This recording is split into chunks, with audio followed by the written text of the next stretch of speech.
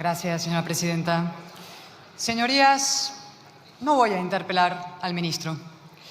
Lleva un año despreciando las preguntas de la oposición, es decir, pisoteando los artículos 183 y 188 del reglamento de esta Cámara, que regulan la rendición de cuentas del Gobierno, condición imprescindible de una democracia. Al señor Bolaños, un diputado cualquiera, incluso cualquier periodista, le pregunta «¿Qué hora es, ministro?», y él contesta gutural, ultra, facha. 3 ejemplos de este año y hay docenas. Señor Bolaños, ¿qué va a hacer si los tribunales deciden que la ley de amnistía está al margen de la Constitución y el derecho europeo? Respuesta: recae sobre sus hombros la responsabilidad de representar al equipo ultra. Señor Bolaños, ¿cuál es el conflicto entre España y Cataluña? Respuesta: quiero darle la enhorabuena por imponer a su candidato ultra en Cataluña, al César lo que es del César y al ultra lo que es del ultra. Señor Bolaños, ¿por qué sigue apoyando al fiscal general del Estado? Respuesta: su tono altivo y perdonamidas nos recuerda lo importante que es ir a votar para que no gobierne gente como usted. Desde luego, mejor ser perdonavidas que perdonamuertes, excarcelando etarras antes de tiempo como este gobierno. El miércoles pasado, el ministro Bolaños directamente se mofó en la cara de una diputada de Vox que le recordó su deber de contestar. No, negaba con la cabeza y se reía. La sesión de control, reducida a ruido y furia que nada significa, o dicho en castizo, al diálogo con un besugo. La pregunta, señorías, es ¿por qué actúa así el señor Bolaños? Primero, porque en su caso contestar es delatarse. Su gestión se cuenta por fracasos. Segundo, porque se lo permiten. La presidenta de esta Cámara ha abdicado de su responsabilidad institucional, si es que alguna vez la asumió. Es una correa de transmisión del Gobierno. Y tercero, por estrategia. La degradación de las sesiones de control es un reflejo de la destrucción de la conversación pública española. Y la destrucción de la conversación pública española es la consecuencia de una perversa decisión política. Desde aquel seminal no es no, toda la acción del señor Sánchez ha tenido como objetivo liquidar la alternancia democrática en España. En el altar de ese delirio cesarista lo ha sacrificado todo. La igualdad como bandera socialista, la verdad como valor, incluso como concepto, el prestigio de las instituciones, el consenso constitucional y hasta el suelo de valores morales comunes que toda nación necesita para aprobar reformas y avanzar. Sin ese suelo, sin conversación, no es que no sea posible consensuar nada, es que ni siquiera es posible discrepar. La realidad, señorías, es que España no tiene un gobierno en sentido estricto. Un gobierno mínimamente coherente, capaz de aprobar unos presupuestos sin la humillación de que un socio le suelte a otro esa vulgaridad tan nacionalista, muevan el culo. Lo que preside Sánchez es un proceso de incomunicación, de desconexión, de unos españoles con otros y de todos con la democracia. Y la prueba, en forma y fondo, es el señor Bolaños.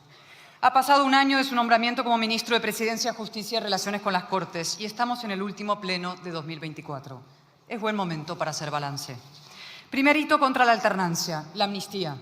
Un año después del pacto PSOE-Junts, el señor Bolaños sigue sin citar un solo precedente de un político que haya borrado los delitos de otros políticos a cambio del poder, es decir, de una amnistía con ánimo de lucro, porque no existe, claro.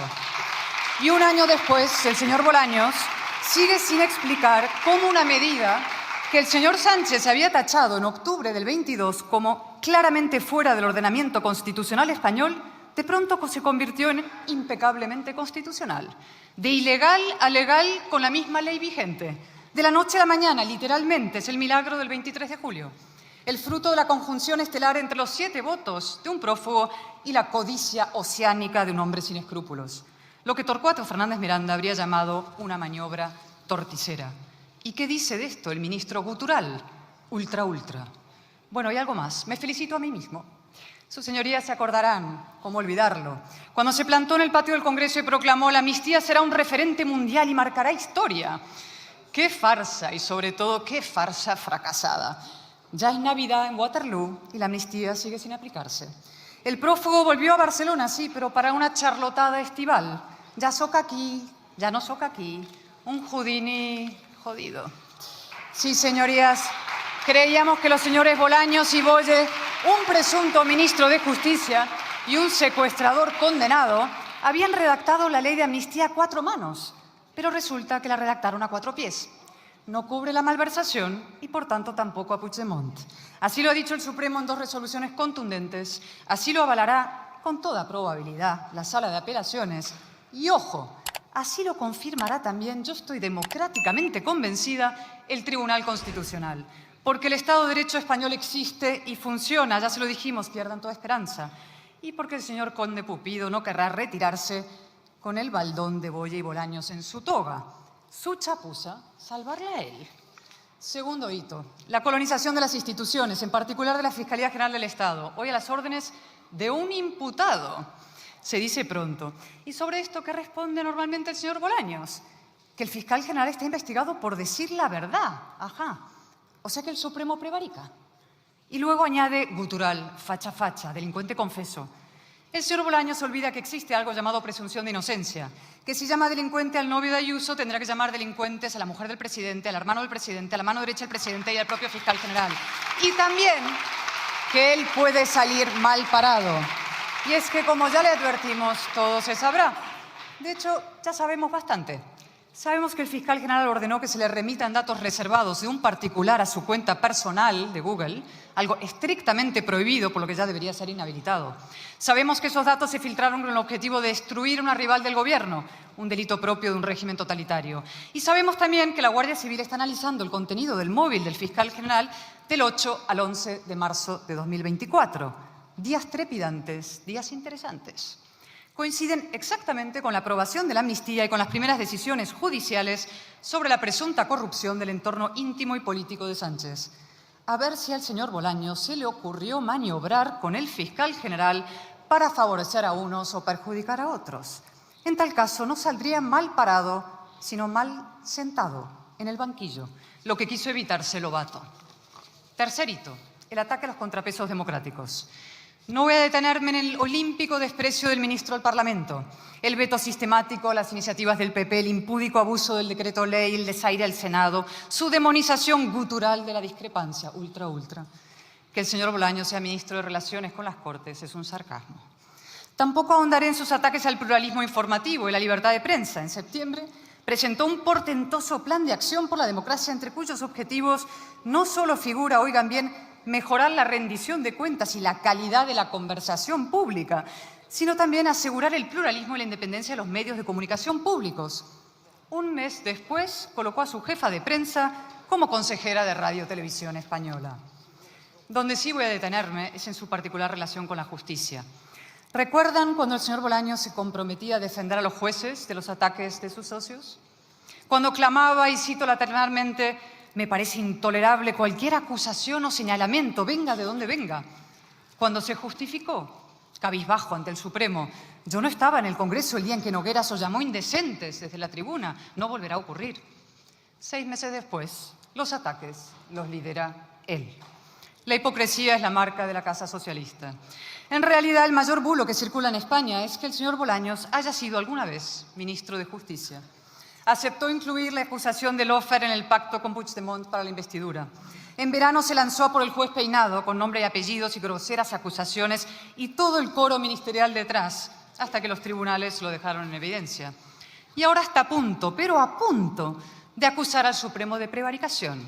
A ver si hoy lo hace abiertamente, a ver si se atreve, como sus socios, como sus colegas de bancada, como su jefe. La frase del señor Sánchez sobre las cartas marcadas, es decir, su acusación a la justicia de actuar en connivencia delictiva con el PP, es un salto cualitativo en la deriva antidemocrática del Gobierno. Evoca las leyes de transitoriedad jurídica aprobadas por Puigdemont en septiembre del 17. Responde al mismo estímulo populista y autoritario. No es solo que el Gobierno necesite someter a la justicia. Evidentemente, la supervivencia de Sánchez depende de la impunidad de sus socios, de su mujer, de su entorno, de la suya. Es que ahora encima cree que le conviene. Sánchez busca enfrentar al pueblo con los jueces, busca enfrentar a la democracia con la ley, como si pudiera haber democracia sin ley, como si el Estado de Derecho pudiera someterse a plebiscito. Y no, señorías, la democracia no se vota.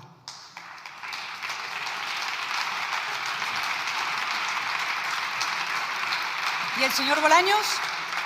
Nada, se ha quedado sin coartada.